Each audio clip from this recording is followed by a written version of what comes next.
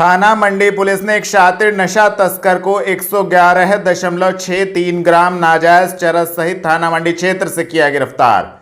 आपको बता दें, वरिष्ठ पुलिस अधीक्षक के निर्देशन में पुलिस अपराधियों के विरुद्ध कार्रवाई कर रही है।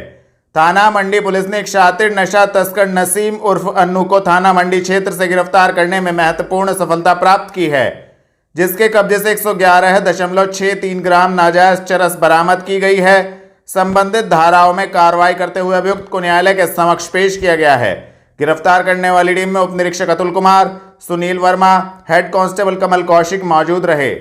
पुलिस लाइन स्थित शहीद स्मारक स्थल पर वरिष्ठ पुलिस अधीक्षक ने डॉग स्क्वाड में तैनात श्वान ईला को दी श्रद्धांजलि। आपको बता दें, वरिष्ठ पुलिस अधीक्षक डॉक्टर विपिन ताड़ा पुलिस अधीक्षक नगर, यातायात एवं अन्य पुलिस अधिकारी गणों कर्मचारी गणों के साथ पुलिस लाइन स्थित शहीद स्मारक स्थल पर पहुंचे, जहां पर उन्होंने ड्यूटी के दौरान डॉग स्क्वाड में तैनात श्वान ईला करीब 8 वर्ष की उत्कृष्ट सेवा के पश्चात बीमारी के कारण दुखद मृत्यु हो जाने पर शोक सलामी दी।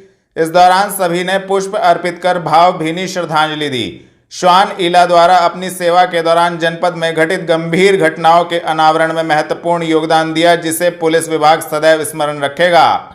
जिलाधिकारी ने जिला एवं महिला चिकित्सालय का किया औचक निरीक्षण, मिले कई चिकित्सा अधिकारी अनुपस्थित। आपको बता दें, जिलाधिकारी डॉक्टर दिनेश चंद्र ने एसबीडी जिला चिकित्सालय एवं महिला चिकित्सालय का औचक निरीक्षण किया। निरीक्षण कर चिकित्सालय में दवाओं की उपलब्धता, चिकित्सकों एवं पैरा मेडिकल स्टाफ के कार्य व्यवहार, मरीजों के प्रति आचरण के बारे में भर्ती मरीजों से जानकारी प्राप्त की। उन्होंने निर्देश दिए कि भर्ती मरीजों का बेहतर इलाज किया जाए। निरीक्षण के दौरान उन्होंने कहा कि सभी चिकित्सा अधिकारी एवं कर्मचारी अपनी ड्यूटी पर समय से उपस्थित होकर शासन की मंशा के अनुरूप कार्य करें, ताकि रोगियों को चिकित्सा स्वास्थ्य सेवाओं का समुचित लाभ मिल सके। चिकित्सकीय परामर्श, पैथोलॉजी जांच, औषधियों का वितरण एवं देखरेख में किसी भी प्रकार की लापरवाही व कोताही न बरती जाए। मरीजों से मृदु व्यवहार किया जाए। पैरा मेडिकल स्टाफ एवं सफाई कार्मिकों का मरीजों एवं तीमारदारों से अच्छा आचरण बर्ताव सुनिश्चित हो।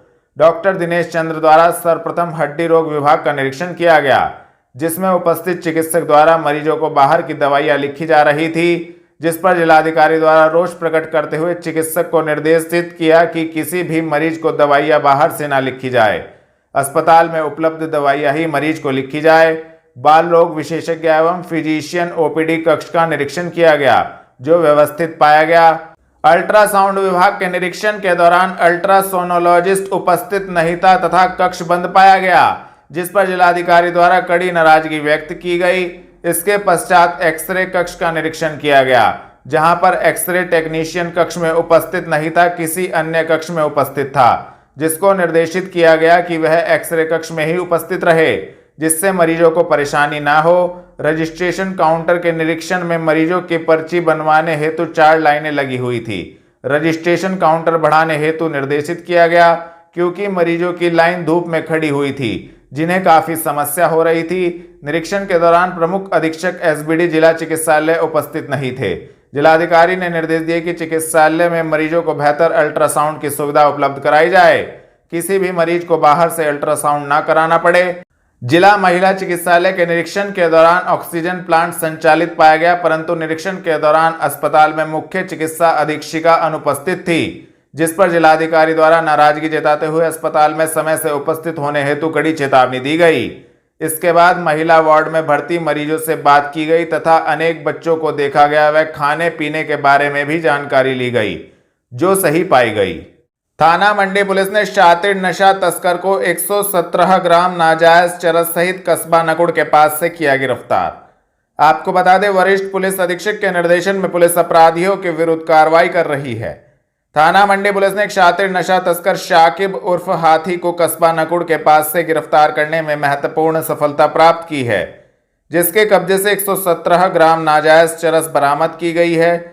संबंधित धाराओं में कार्रवाई करते हुए अभियुक्त को न्यायालय के समक्ष पेश किया गया है। गिरफ्तार करने वाली टीम में उप निरीक्षक प्रवेश कुमार, हेड कांस्टेबल राहुल त्यागी मौजूद रहे।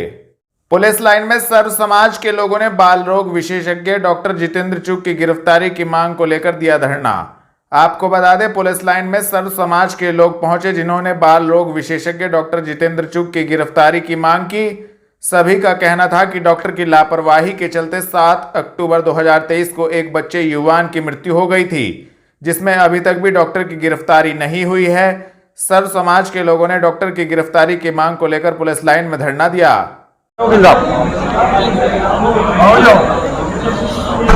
हमारा बच्चा युवान एक डॉक्टर की लापरवाही से 7 अक्टूबर को उसकी मृत्यु हुई और जो डॉक्टर चुग है उसके अटेंडेंट के द्वारा न्यायालय ने उसकी जमानत खारिज कर दी। और हमारी ये मांग है, राजपूत समाज की ये मांग है कि जब माननीय न्यायालय ने उसकी जमानत खारिज कर दी तो उसको अरेस्ट क्यों नहीं किया जा रहा। अगर उसको और डॉक्टर को अरेस्ट नहीं किया जाता तो ये राजपूत समाज सड़कों पे उतरकर संघर्ष करेगा। यही हमारी मुख्य मांग है। हमारे महामंत्री जी बताइए। ये आज जो यहाँ पे जो लोग इकट्ठे हुए हैं, जो सर्व समाज इकट्ठा हुआ है, हमारा समाज इकट्ठा हुआ है, आज से लगभग 7 महीने पहले जो डॉक्टर चुग अपना यहाँ से अस्पताल चलाते हैं उसमें हमारा एक बच्चा एडमिट हुआ था, युवान 7 वर्ष का बच्चा था और केवल पेट दर्द में वहां पे एडमिट हुआ था। उससे इमरजेंसी फीस लेकर अस्पताल में उसको एडमिट कर लिया गया है और अस्पताल की इतनी बड़ी लापरवाही रही है कि उसको देखने के लिए कोई डॉक्टर नहीं आया है और डॉक्टर की लापरवाही से, वहां के स्टाफ की लापरवाही से, इलाज की गलत करने की लापरवाही से बच्चे की मृत्यु हो गई है। आज तक उसमें कोई अरेस्टिंग नहीं हुई है और आरोपी द्वारा, उसके साथियों द्वारा सबूतों को नष्ट किया जा रहा है और पीड़ित परिवार के घर जा जाकर उनको प्रताड़ित किया जा रहा है कि या तो केस वापस लो, फैसला करो, वरना हम सुसाइड करके तुम्हें फंसा देंगे, ये कर देंगे, वो कर देंगे, इस तरह का दबाव बनाया जा रहा है। अगर ये कार्रवाई आगे होती है तो आगे क्या रहेगा? और अगर ये फिलहाल कार्रवाई नहीं होती है तो सड़कों पे उतरने का काम करेंगे सब लोग मिल करके।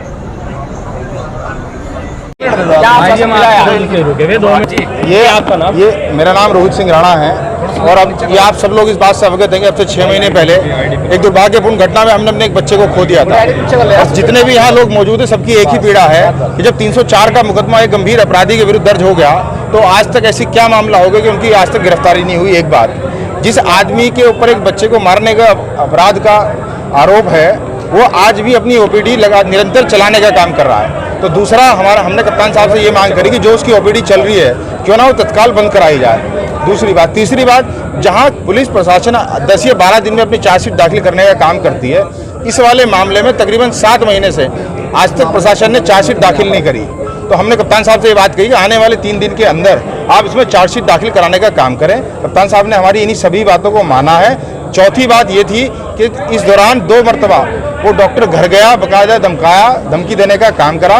तो हमने कप्तान साहब से कहा कि एक अलग सेपरेट क्यों ना उसके खिलाफ इस बात का अभियोग दर्ज करा जाए कि उसने ऐसी दोबारा धमकी देने का काम करा। तो इस बात पे भी कप्तान साहब ने आश्वासन दिया कि नहीं, चारों मांगों को मानने का काम करेंगे। तो क्या नाम है डॉक्टर का और कहाँ ओपीडी चल रहा है? डॉक्टर का नाम डॉक्टर जितेंद्र चुग है और यहीं कोट रोड पे उसका अस्पताल क्लिनिक जो है वरदान के नाम से। संगठन आपके साथ भागीदारी करिए, यहाँ पर कितने लोग थे? यहाँ समाज का हर एक व्यक्ति जिसे पीड़ा है वो मौजूद है। जो लोग नहीं भी आए, मैं आपको बताना चाहता हूँ, जो लोग नहीं भी आए, घर में बैठ के उनके अंदर भी इस बात की पीड़ा है कि उन्होंने अपने एक बच्चे को एक डॉक्टर की गलती की वजह से खो दिया। आम आदमी के खिलाफ एकदम कार्रवाई होती है तो ऐसे मामले में बड़ा मामला यही हमने कप्तान साहब से कहा कि जब 151 के मुलजिम को आप छोड़ते नहीं बिना जमानत के, तो ऐसी कौन सा किस नेता का संरक्षण इस डॉक्टर को प्राप्त है कि 304 का मुकदमा होने के बावजूद ये आज तक जेल नहीं गया।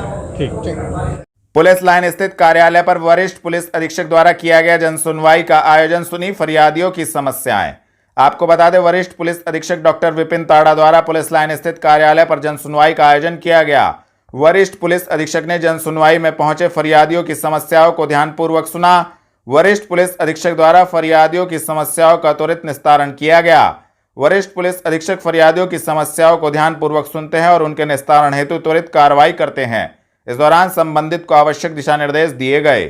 दिल्ली रोड स्थित कार्यालय पर मंडलायुक्त की अध्यक्षता में काउंसिल की आर्बिट्रेशन बैठक संपन्न।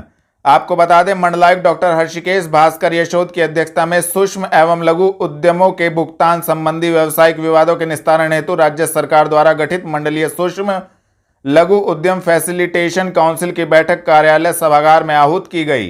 बैठक में 19 संदर्भों में सुलह के प्रयास किए गए। काउंसिल द्वारा एक संदर्भ में 50.58 लाख, 4 अन्य संदर्भों में पक्षकारों के मध्य MOU के आधार पर प्रति संदर्भ 5 लाख के आधार पर कुल 20 लाख का भुगतान कराया गया। काउंसिल की ऑर्बिट्रेशन बैठक में कुल 32 संदर्भों में सुनवाई की गई, जिनमें से सूक्ष्म एवं लघु उद्यमकर्ताओं के कुल 22 संदर्भों में बकाया मूलधन रुपया 2.89 करोड़ पर चक्रवृद्धि ब्याज सहित भुगतान के अवार्ड निर्गत किए जाने का निर्णय लिया गया। इस अवसर पर संयुक्त आयुक्त उद्योग अंजू रानी, अग्रणी जिला प्रबंधक प्रवीण जमुआर, अनुपम गुप्ता, प्रमोद मिगलानी एवं अन्य सदस्यों ने प्रतिभाग किया। गंगोह में छात्रा की हुई हत्या के मामले में कार्रवाई की मांग को लेकर सर्व समाज ने जिला अस्पताल में दिया धरना, दी जानकारी। आपको बता दें, गंगोह स्थित सैनी रेस्टोरेंट के निकट गांव बीतिया निवासी छात्रा मानवी का गला कटा हुआ शव मिलने से क्षेत्र में सनसनी फैल गई, जिसको लेकर परिजनों ने कुछ युवकों पर हत्या का आरोप लगाया है। उक्त मामले में कार्रवाई की मांग को लेकर मृतक छात्रा के परिजन सर्व समाज के लोगों के साथ जिला अस्पताल में धरने पर बैठ गए हैं, जिसको लेकर संबंधित जानकारी भी दी।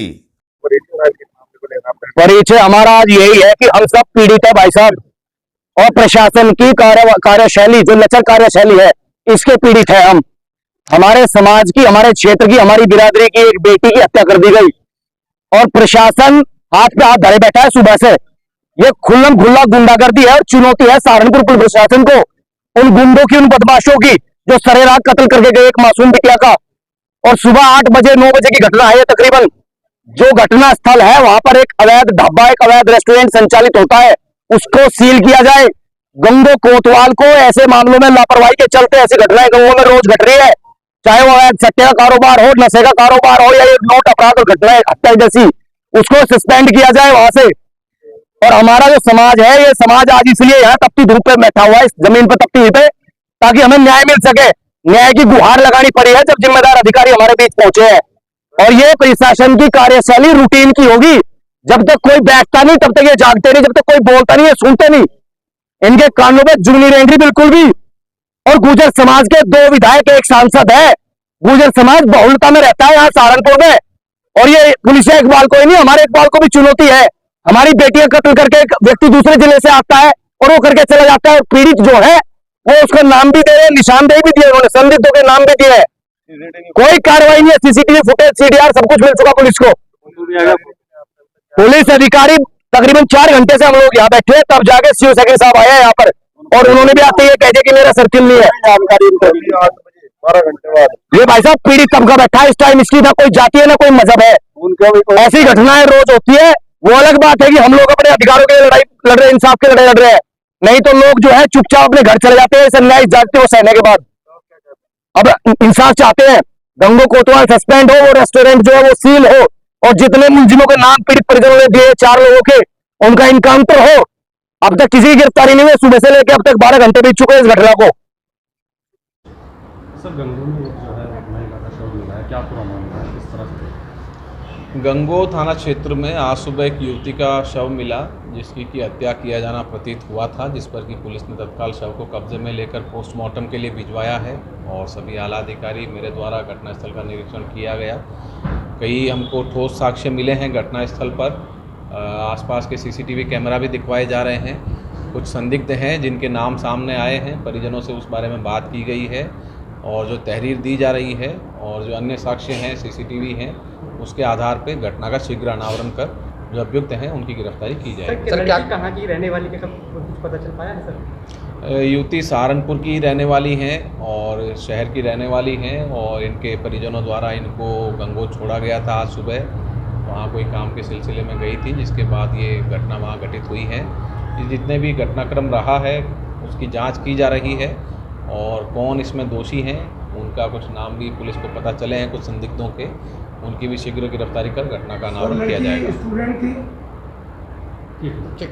ब्यूटी पार्लर के प्रशिक्षण में प्रतिभागियों को मेहंदी लगाने का दिया गया प्रशिक्षण। आपको बता दें, 30 दिवसीय ब्यूटी पार्लर के प्रशिक्षण में प्रतिभागियों को मेहंदी लगाने का प्रशिक्षण दिया गया। प्रशिक्षण कैंप में काफ़ी संख्या में प्रतिभागियों ने भाग लिया। PNB मार्ट की झरोली में 30 दिवसीय ब्यूटी पार्लर के प्रशिक्षण में प्रतिभागियों को मेहंदी लगाने का प्रशिक्षण दिया गया। संस्थान की संकाय सदस्य नेहा जिंदल द्वारा सभी प्रतिभागियों को मेहंदी का शिक्षण दिया गया। उन्होंने बताया कि 30 दिवसीय ब्यूटी पार्लर के प्रशिक्षण कैंप के दौरान सभी प्रतिभागियों की मेहंदी की प्रतियोगिता भी आयोजित की गई, जिसमें प्रतिभागियों के द्वारा एक से बढ़कर एक मेहंदी लगाकर शानदार प्रदर्शन किया गया।